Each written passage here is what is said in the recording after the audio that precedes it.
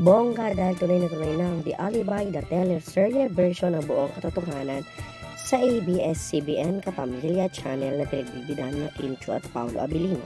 At sa naganap nga ng MediaCon kasama ang iba pang cast ng nasabing teleserye, pinuri ni Sofia Andres at Sam Milby ang kabutihan at kagandahang loob ni Kim Chiu.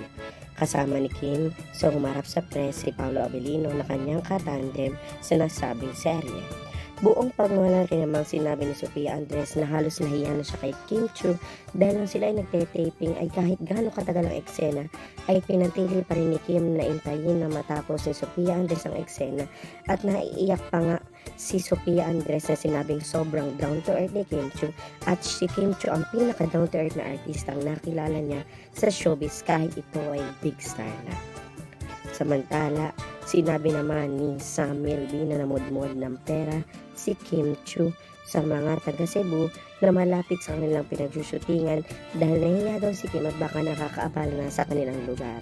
Marami raw ang natulungan ni Kim Chiu ng pinansyal na tulong at talaga nga namang ito ay kinahanga ni Sam Milby at sabi niya grabe talaga ang pagiging generous o kabutihang loob ni Kim Chiu.